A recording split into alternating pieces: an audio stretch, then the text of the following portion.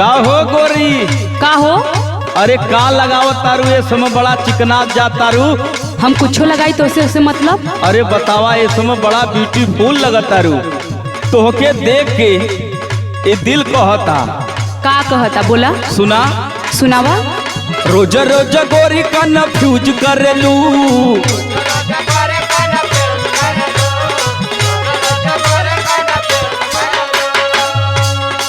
कवन की रीम रानी यूज करेलू।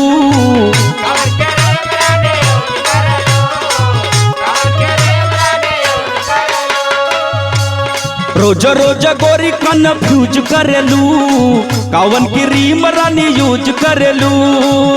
आज यापन हो राज तनी खोला खोला खोला। ए सुना, काबा प्रॉब्लम तोहरे बाबू, काबा प्रॉब्लम तोहरे बाबू, बात आपन बोला।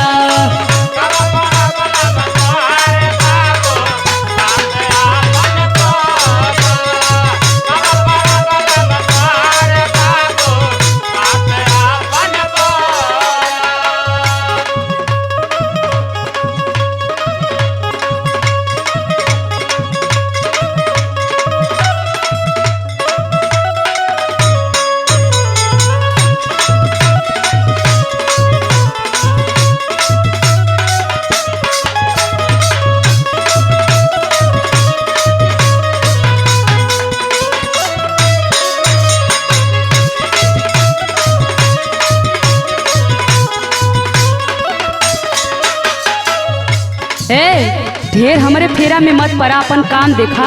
अरे फेरा में ना पड़ी, इतना तू सुघर लगा तारू की का बताई। नहीं, तू अपने काम देखा, हमरे चक्कर में मत पड़ा, समझला? का काम देखी? तो के जब से देखले बाड़ी हमारे दिल में चैन नहीं थे। सुना, हमार पहले बात सुना। सुनावा। फेरा में हमारा परान बाबू होई जाइब बेकार हो।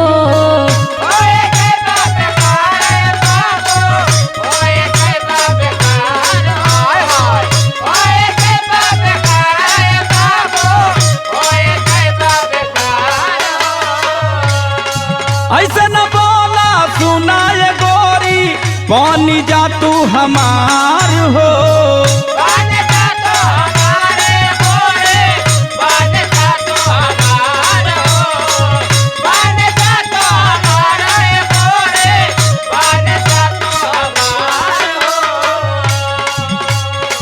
नैका जमाना के होई हसीना, कोई देहब बीमार हो।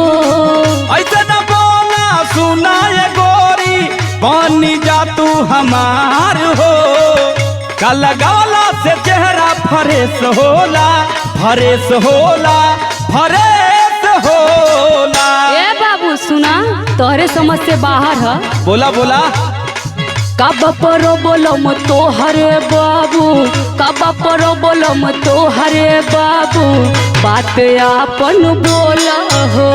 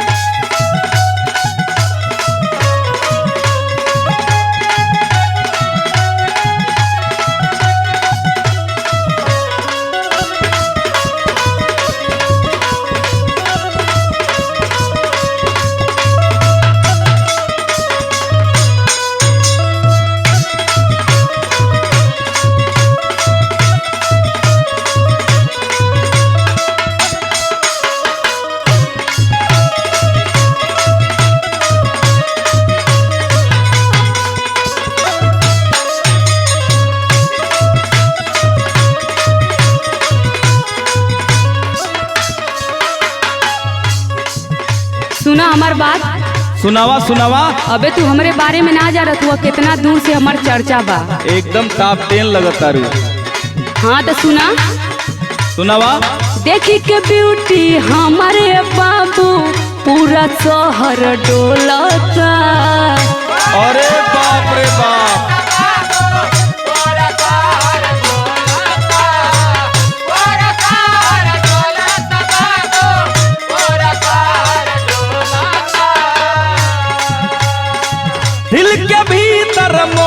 पपीहा इलू इलू बोलाता।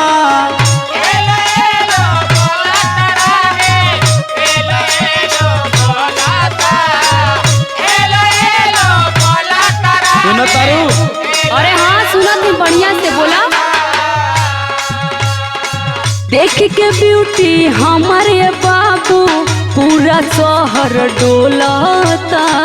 दिल के भीतर मोर पपीहा इलू इलू बोलाता। सुन तारू एक करे जा। हाँ बोला, सुना थी। सुना बोला। विवेक प्रमोद के दिल आज टोला टोला टोला। ए बाबू सुना। सुनावा। कब प्रॉब्लम तो हरे बाबू, कब प्रॉब्लम तो हरे बाबू, बात अपन बोला।